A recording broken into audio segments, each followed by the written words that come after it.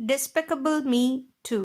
A mysterious aircraft steals a highly potent mutagen known as PX-41 from a secret laboratory in the Arctic Circle.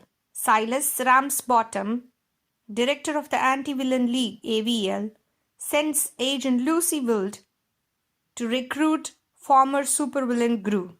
Gru is forcibly brought to the AVL headquarters and asked by Ramsbottom to help them track down the culprit and recover the mutagen.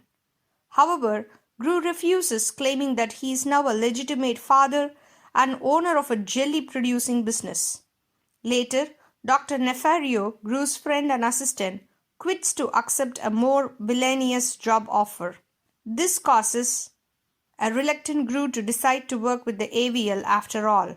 He and Lucy are stationed at the Paradise shopping mall with a cupcake store as their friend. Gru immediately suspects that Mexican restaurant owner Eduardo Perez might be the El Macho, a supervillain who supposedly died by riding a shark into an active volcano with 250 pounds of TNT strapped to his chest. Gru and Lucy break into Eduardo's restaurant at night but find no evidence. Meanwhile, Gru's three adopted daughters, Margot, Edith, and Agnes, who dream of having a mother one day, believe that Gru will fall in love with Lucy. Gru denies it, saying his relationship with Lucy is only professional.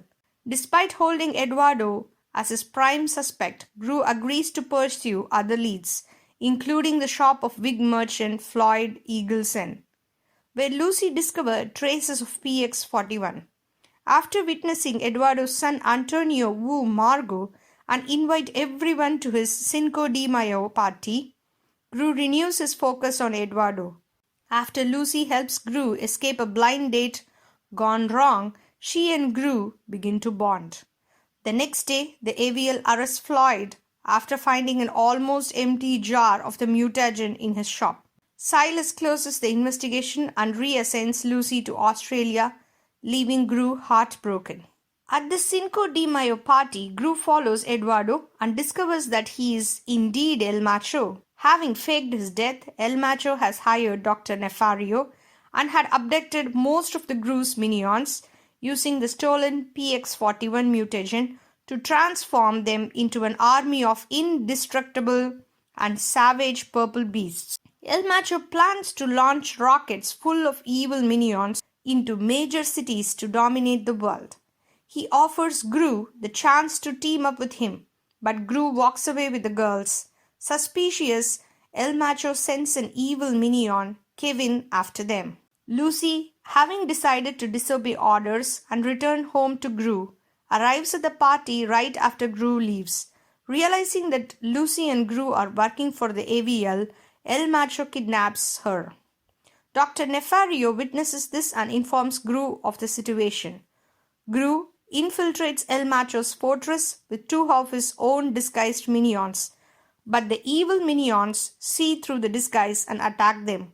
Meanwhile, Kevin breaks into Gru's house and attacks Margot and Agnes. They lure him to Gru's lab, where Dr. Nefario arrives with an antidote and turns Kevin normal again. Dr. Nefario puts the antidote in Gru's jelly reserves, and he and the girls hurry to Gru's aid.